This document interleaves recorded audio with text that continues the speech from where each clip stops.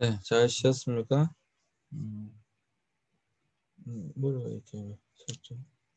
네, 앞 시간에 이어서 수업을 또 하도록 하겠습니다. 자,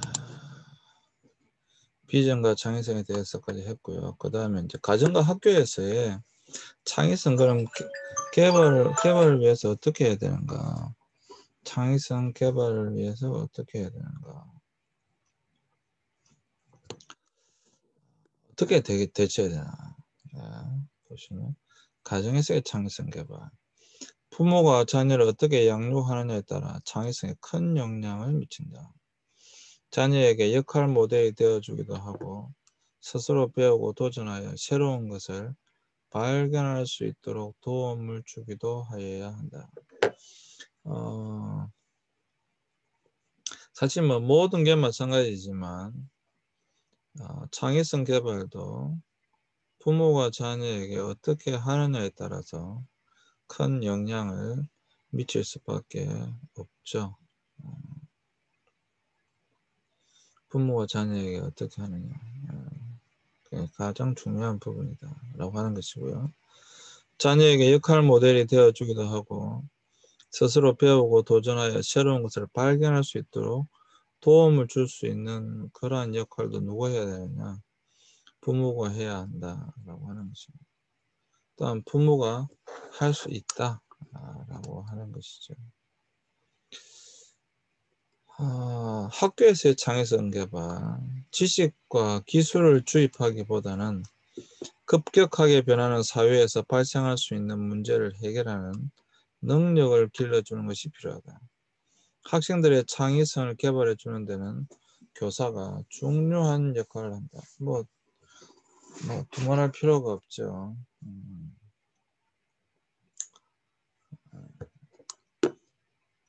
학생들이 정보를 독창적으로 해석해 볼 수 있도록 하고 학문들 사이에서 새로운 시사점을 찾아낼 수 있도록 해야 한다. 자, 여러분, 가정이 더 중요할까요? 학교가 더 중요할까요? 이 창의성을 개발하는데 여러분들 생각에 가정이 더 중요할까요? 학교가 더 중요할까요? 창의성 개발에. 여러분 어떻게 생각하세요?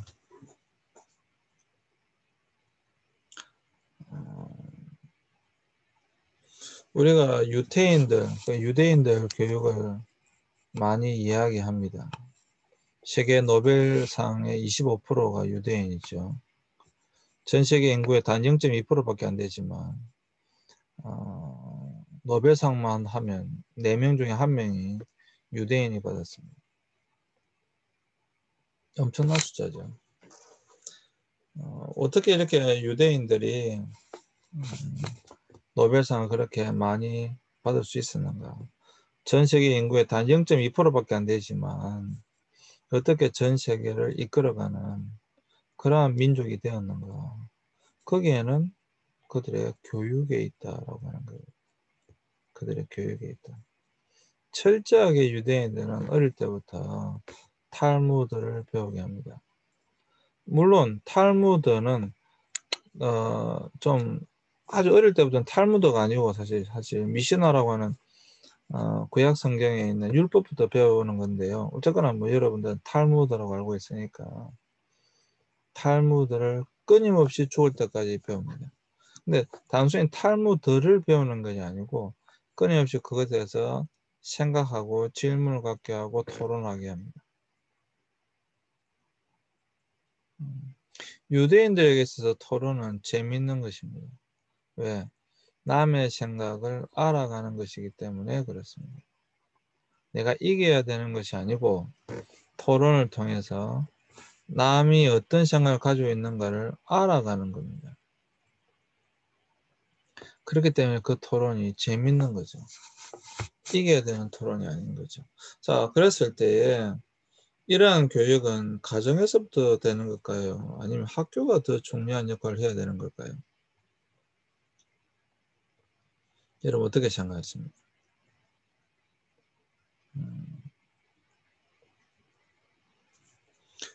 이것은 여러분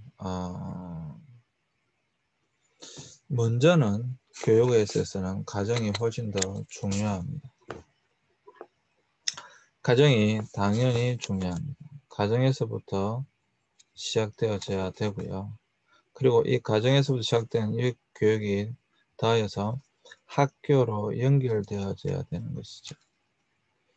저는 개인적으로 가정의 교육이 훨씬 더 중요하다고 생각합니다. 그런데 우리나라 교육을 보세요. 참 전 세계에서는 찾아볼 수가 없는, 그리고 몇 번이나 내가 이런 이야기 이분 굉장히 강조를 많이 하는데, 우리 시대 때와 지금 시대에 세월은 몇십 년이 흘렀습니다. 고등학교 졸업한 지 벌써 30년 이상이 훨씬 흘렀는데도 불구하고 그때나 지금이나 달라지지 않은 것이 무엇인가? 우리나라의 교육 시스템이에요. 우리나라의 교육 시스템. 우리나라의 교육 시스템은 정말 거의 바뀌지 않았어요. 정말 군대도 우리 때보다 지금 반밖에 안 가잖아요. 굉장히 군대도 굉장히 많이 줄었고, 군대도 굉장히 많이 민주화되어졌고, 뭐 하여튼 바뀌었는데, 그렇게 안 바뀐다는 군대도 바뀌었는데, 우리나라 교육 시스템은 여전히 똑같습니다. 내가 고등학교 때 7시 반까지 학교 갔습니다. 그리고 10시 반까지 학교에 있었습니다. 밤 10시 반까지. 그러니까 이게 이제 10시 반 22시 30분이죠. 그러니까 집에 와서 잠시 있다가 자고 아침 일어나가 또 학교 가 이런 거죠. 이런 시스템인 거죠. 근데 지금 어떻습니까? 지금 고등학생들도 똑같죠?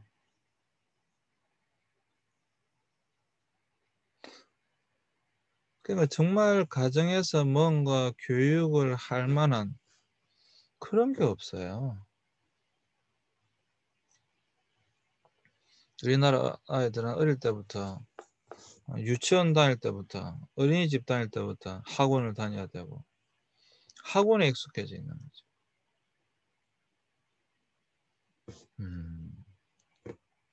사실 여러분 모든 교육은 가정에서부터 시작되어져야 됩니다.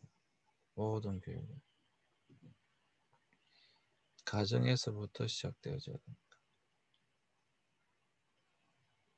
근데 지금 그러지 못하고 있다라고 하는 겁니다.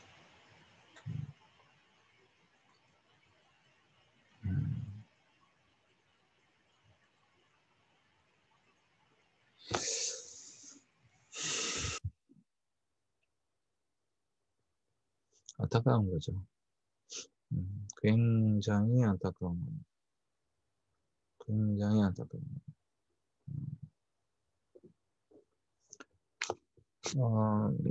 나는 애가 4명인데 우리 애들은 단 한 명도 학원이나 과외를 시켜본 적이 없습니다. 그 흔한 영어 학원도 한 번도 보낸 적도 없습니다.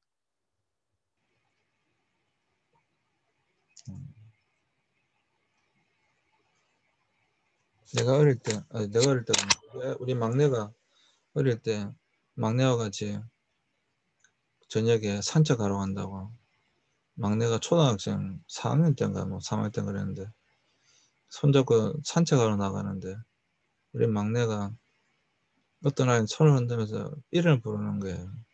그 막내 친구였어요. 근데 그 막내 친구 그때 한 11월 달 정도 됐던 것 같아요. 어둡고 추웠는데 그 아이는 가방을 들고 차를 기다리고 있었습니다. 뭐 기다렸겠어요? 초등학교 4학년짜리인데 학원차를 기다리고 있었어요. 저녁 7시인데. 불쌍하지 않아요? 이런 이야기도 합니다. 내가 참 많이 들었는데 학원에 가야 친구를 만납니다. 뭐 이런 이야기를 해요. 학원에 가야 친구를 만나니까 학원에 보낸다는 거죠. 참 안타깝죠. 정말 안타까운 거죠. 창의성이 나올 수가 없죠.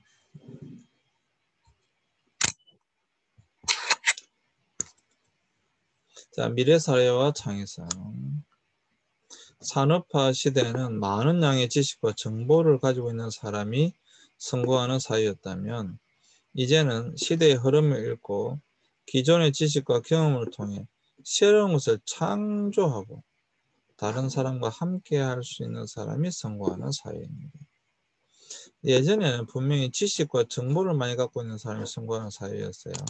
예전에는 이 지식과 정보를 누가 갖고 있느냐, 이것이 가장 중요한 것이었어요. 지금은 누가 새로운 것을 창조해내는가가 중요한 사회가 되어졌다.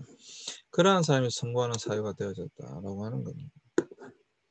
뭐 확실히 그렇습니다. 앞으로는 700만 개의 일자리가 사라지고 200만 개의 일자리가 새로 생겨날 것이라고 합니다. 그러면 차이가 500만 개죠. 500만 개의 일자리가 없어지는 거예요. 이 200만 개의 일자리만 가지고 먹고 살아야 되는 그런 시대가 되는 거죠. 이 4차 산업혁명 시대는 그렇죠. 모든 것이 컴퓨터가 이제 인간과 인간이 대결하는 시대가 아니라 경쟁하는 시대가 아니라 인간이 컴퓨터와 경쟁하는 그런 시대가 되어졌다라고 하는 것입니다. 700만 개의 일자리가 사라지고 200만 개의 일자리가 새로 생겨날 것이다.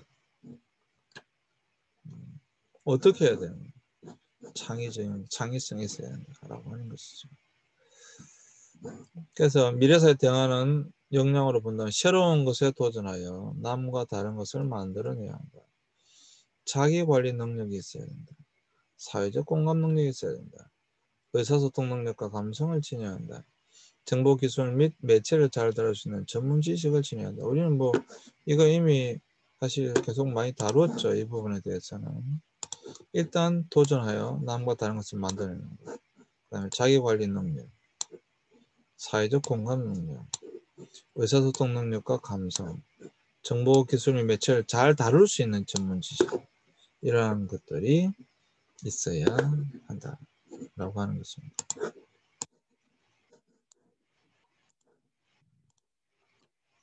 그래서 창의성을 기르기 위해서는 특정 분야에 대한 전문 지식을 가져야 된다. 그럼 지식이 필요 없느냐? 교육이 필요 없느냐? 전혀 그렇지 않습니다. 정말 필요합니다. 창의성은 여러분 전문 지식의 바탕 위에 길러지는 것이지 지식이 없는 상황에서 없는데 기를 수 있는 것이 아닙니다. 그래서 특정 분야에 대한 전문 지식이 있어야 되고요. 문제를 창의적으로 해결할 수 있는 문제 해결 능력을 갖추어야 하고요. 동기부여가 있어야 하고요.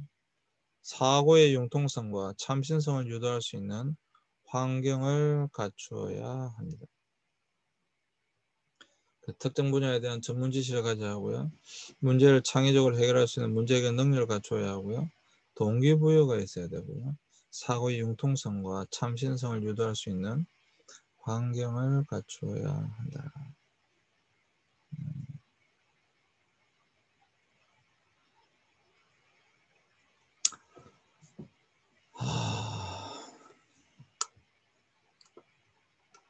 이 외에도 여러 가지 될 수 있으나 무엇보다 중요한 것은 미래 사회는 지금과 다른 사회가 될 것임을 인식해야 된다. 세 번째, 4차 산업혁명과 창의 융합 역량. 창조와 융합. 창조의 사전적 의미는 새로운 것을 처음 만들어내는 것을 이야기합니다. 창조는 무에서 유를 만드는 것인데 융합은 영어로 퓨전이고 사전적인 의미는 둘 이상의 사물을 서로 섞거나 조화시켜 하나로 합치는 것입니다. 또한 다른 종류의 것을 녹여서 서로 구별이 없게 하나로 합치거나 그렇게 만드는 것을 의미합니다. 즉 융합이란 서로 다른 재료를 넣어 무언가를 새로 창조하는 능력이 바로 융합입니다. 그 융합이라는 것은 서로를 녹여서 새로운 하나의 것으로 만들어내는 겁니다. 요즘의 창조의 트렌드가 뭐냐면 바로 없는 것을 만들어내는 것이 아닙니다. 요즘은 여러분 우리가 창조라고 할 때 없는 것을 만들어내는 것이 아니에요. 우리 인간은 신의 영역이고요. 신의 영역이고요. 우리 인간의 창조가 뭐냐면 뭔가를 하나로 합해서 새로운 것을 만들어내는 거예요. 이게 그냥 정확하게 말해서 사실 융합이라고 할 수 있겠죠. 융합. 이것이 우리가 해야 되는 것입니다. 그러니까 서로 다른 재료를 넣어서 무언가를 새로 창조하는 능력. 새로운 게 나오는 대표적인 게 스마트폰이 되겠죠. 스마트폰. 그러니까 스마트폰이 처음 나왔을 때 사실 스마트폰은 굉장히 단순한 거잖아요. 전화기와 컴퓨터를 하나 합쳐 놓은 거잖아요. 그게 스마트폰이잖아요. 그러니까 전화 기능과 컴퓨터 기능, 인터넷 기능을 함께 넣어 놓은 것. 그게 융합이죠. 전형적인. 지금 전 세계가 사용하고 있는 전형적인 그게 이제 융합이 되겠습니다.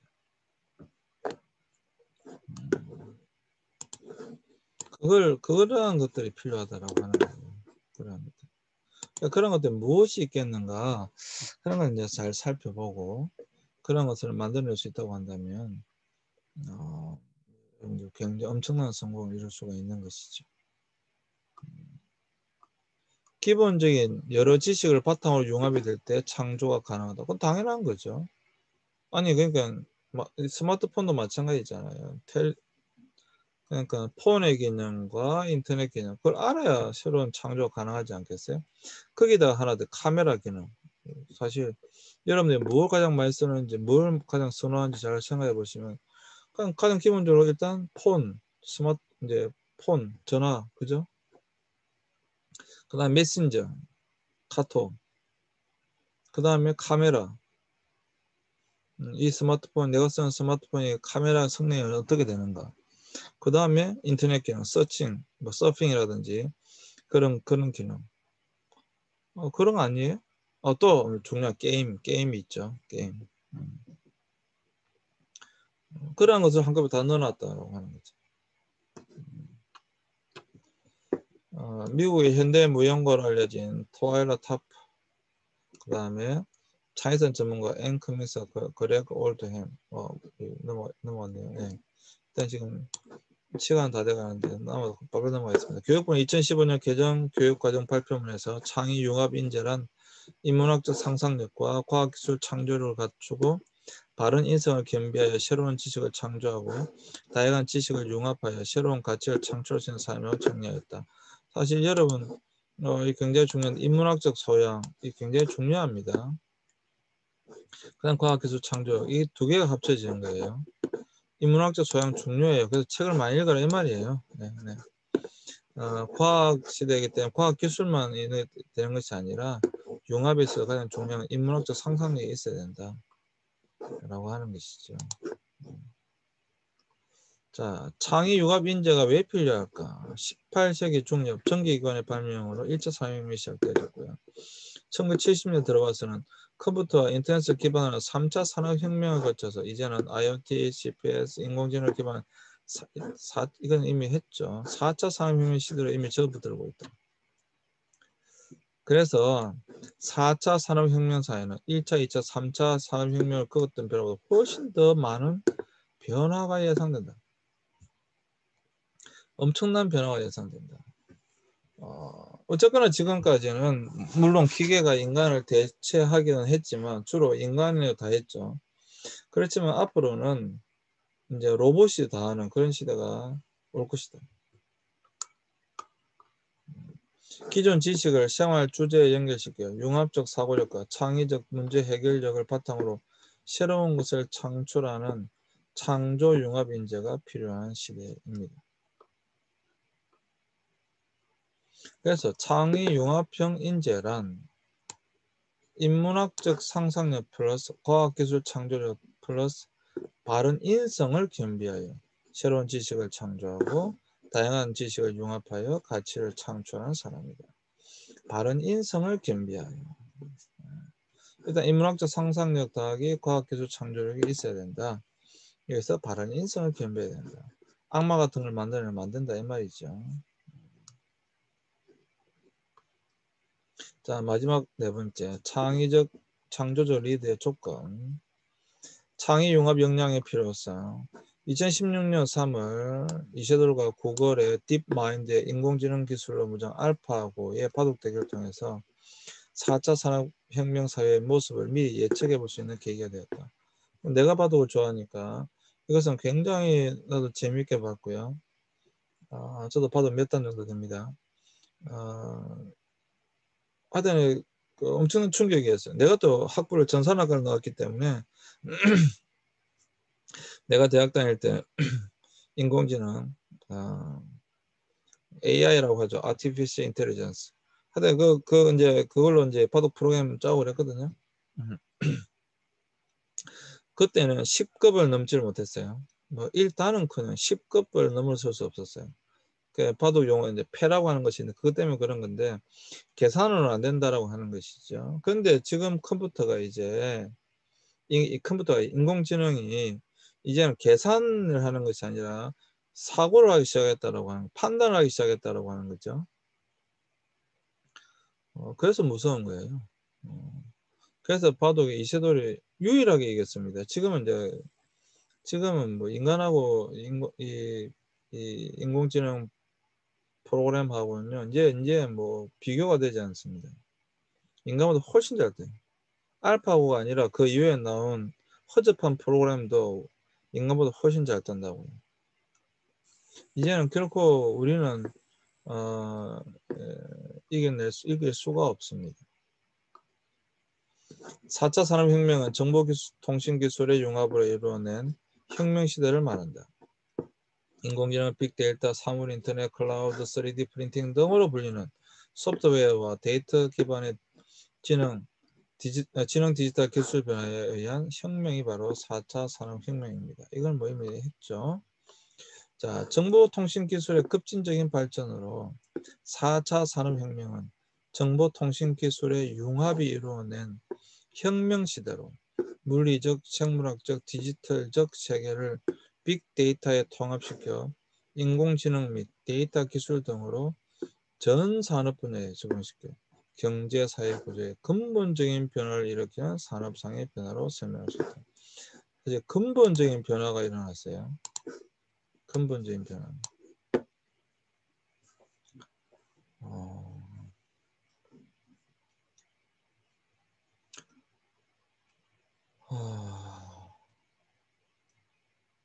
사실 여러분들이 이거 굉장히 조심스럽게 아셔야 될 것이 무엇인가 하면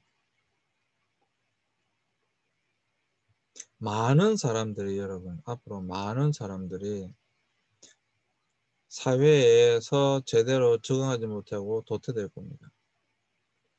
그래서 어쩔 수 없이 사회복지가 중요해질 수밖에 없어요.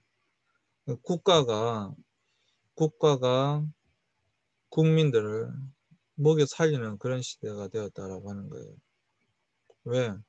수많은 사람들이 직장을 가지지 못할 거니까.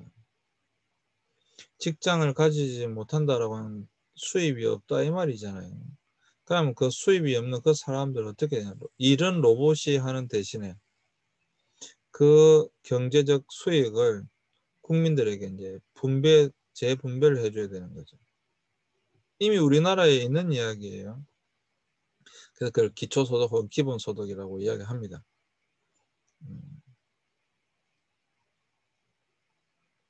이게 지금 우리 앞에 와 있는 현실이에요.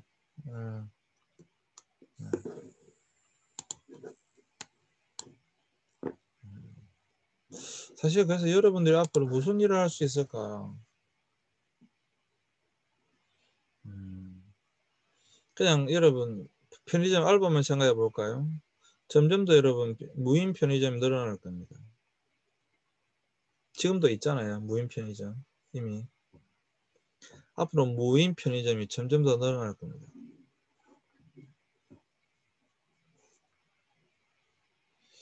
편의점에서 알바하기도 쉽지 않다 이 말이에요.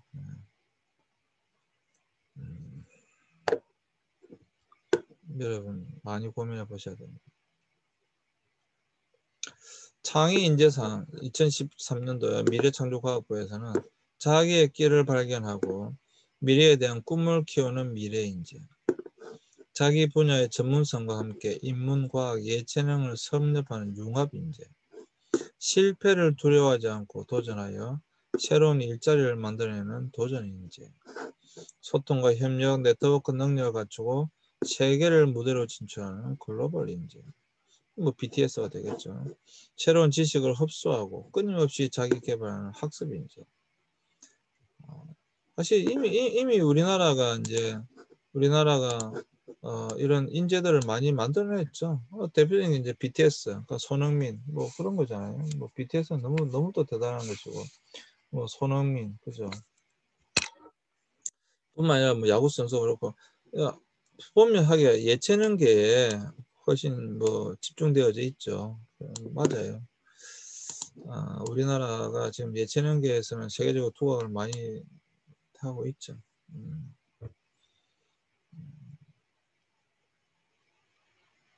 그래서 지금 뭐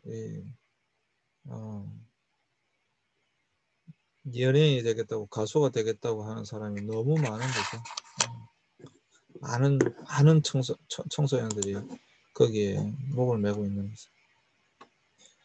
스팀 교육, 창의 융합 역량을 기르기 위해 필요한 프로그램 중 대표적인 것으로 스팀 교육을 들 수 있는데, 스팀이란 과학, 이 앞 글자 뜻어요. 기술, 테크놀로지, 공학, 엔지니어링, 예술, 아트, 수학, 매스매틱스의 영어 첫 글자를 따서 만든 것을 스팀이라고 합니다.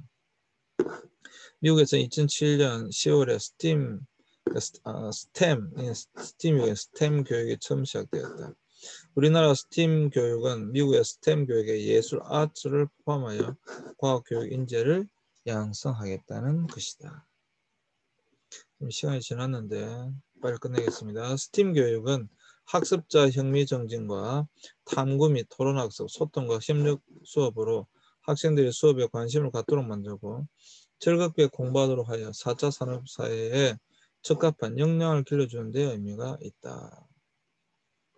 스팀 교육의 이해도, 그러니까 흥미와 이해를 높이고 과학기술 기반의 융합적 사고와 문제해결 능력을 배양하는 교육이다. 그래서 S가 사이언스고 테크놀로지, 엔지니어링, 아트, 매스매틱스 이런 것을 융합하는 것이 되겠습니다. 그래서 기존의 과학교육은 누군가 정립해 놓은 지식과 개념, 이론을 위기에 따라 순서를 배우는 것이었지만 스팀 교육은 지식을 왜 배우는지, 어디에 사용되는지 이해하고 실생활의 문제 해결 능력을 배양하는 것을 이야기합니다. 시간이 다 됐다고 하는데요. 창조적 리더는 전략적 사고를 바탕으로 조직과 구성원의 성장을 추구해야 하고요. 조직 문화가 있어야 되고, 뚜렷한 가치관과 비전을 가지고 조직을 이끌어야 되고요. 구성원에게 바람직한 방향과 에너지를 제공해야 됩니다. 그리고 아랫 사람들 잘 이끄는 사람이고, 하지만 이번 한 차원 높은 리더는 상사와 동료 간에도 리더십을 발휘하고요. 또한 인간 본성을 통찰하고 관리함으로써 사람들의 마음을 열고 적극적인 협력을 얻어내는 리더, 즉 새로운 시각, 아이디어 등의 창의성을 발휘하는 사람이 진정한 리더이다 라고 하는 것입니다.